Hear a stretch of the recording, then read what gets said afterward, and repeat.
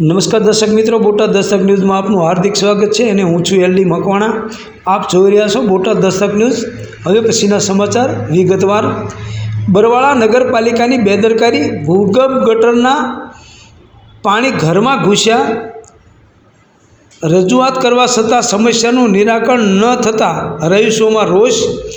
બરવાળા નગરપાલિકામાં છેલ્લા ઘણા સમયથી ભૂગર્ભ ગટર લાઇન ચોકઅપ થવા અંગેના અનેક પ્રશ્નો રહીશો દ્વારા કરવામાં આવી રહ્યા છે, ત્યારે બરવાળા નગરપાલિકાના નિંભર તંત્રને રહીશોના પ્રશ્નો કાને સંભળાતા નથી કે આંખે દેખાતા નથી, જેના કારણે રહીશોમાં બરવાળા નગરપાલિકા સામે ઘેરા રોષ પ્રસરી જવા પામ્યો છે। બરવાળા નગરપાલિકાના માર્કેટિંગ યાર્ડ, રાવળ શેરી બહાર તેમજ ભરવાડ શેરી પાસેના વિસ્તારમાં ભૂગર્ભ ગટર લાઇન ચોકઅપ થઈ જવાના કારણે ભૂગર્ભ ગટરના ગંદા પાણી રહેણાંકના મકાનમાં, રોડ, રસ્તા ઉપર ફરી વળ્યા છે। બરવાળા નગરપાલિકા સામે રહીશોમાં ઘેરો રોષ વ્યાપી ગયો છે।